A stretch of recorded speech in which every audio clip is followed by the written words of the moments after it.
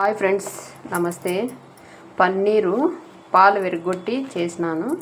చూడండి, 1/2 లీటర్ పాలు ఎంత కొంచెం వచ్చిందో ఇది వచ్చింది పన్నీరు.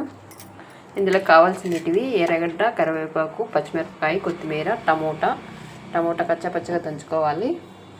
ఇందులో అయితే నేను మసాలాలు ధనియాలు, చెక్క, లవంగ, యాలకులు, కొబ్బరి,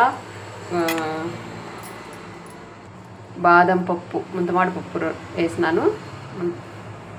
అవన్నీ కలిపి మిక్సీకి పట్టుకున్నాను. ఇప్పుడు వేయించుకుందాము.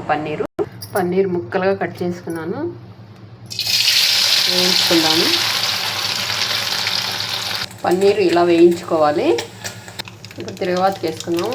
జీలకర్ర, ఆవాలు వేసినాము. ఎర్రగడ్డ, పచ్చిమిరపకాయ వేసి ఇలా ఎర్రగా అయినాక టమోటా వేసుకుందాము.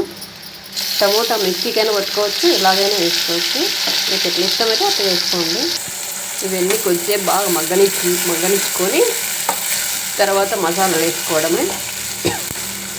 అల్లము, కొబ్బరి, ఎర్రగడ్డ తర్వాత వేసేస్తున్నాను. తెల్లగడ్డలు, చెక్క, లవంగ, యాలకులు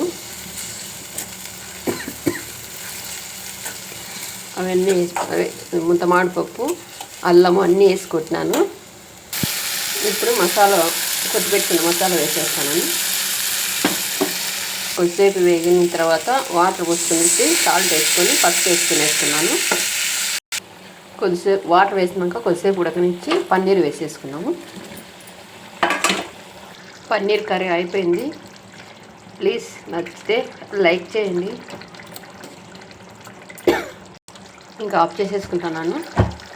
అయిపోయింది కూర.